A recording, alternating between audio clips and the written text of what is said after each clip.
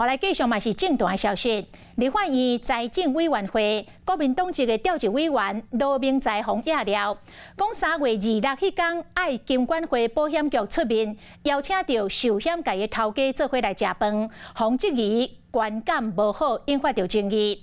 罗明才是背回讲，是为着要让业界来熟悉到新的委员。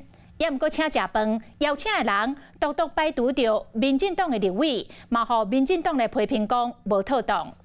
金管会是来表示讲，未来会参考着立委的意见，做更加周全的处理。财政委员会内顶接选部会委员的，就是国民党的立委罗明才。调委身份的伊，洪亚出请金管会保险局出面，邀请寿险公司的董事做伙食饭。但是这都好，大卡保险局长施庆华也是当时暗会贵宾，互外界质疑讲有角色混乱的问题，引发着争议。常常都跟企业界有很多的互动，这一届有很多的新的立委他们都不熟悉。所以我们希望说，藉有这样的平台，千信百会、食饭暗会，绝对无超过职权的代志。有这场饭局是要互新科立委和官员互相熟悉。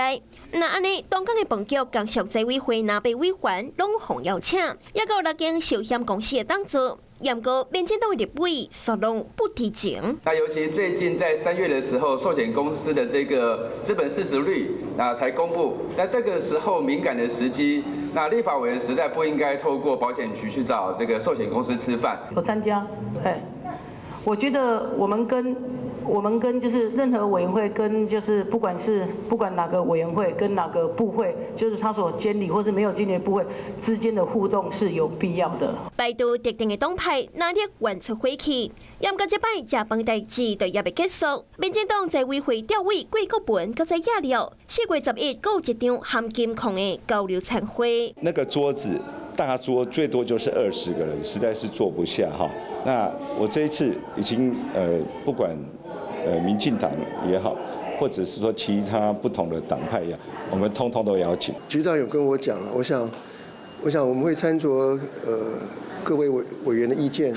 要做更周延的处理。虽然讲起来真无奈，支持金管会成为主管机关，和寿险业者共度食饭，恐惊嘛有社会观感的问题。Hello， 我是雷亚，想要抢了先掌握最及时的新闻资讯吗？赶快订阅、按赞、开启小铃铛，锁定华视新闻 YouTube 频道。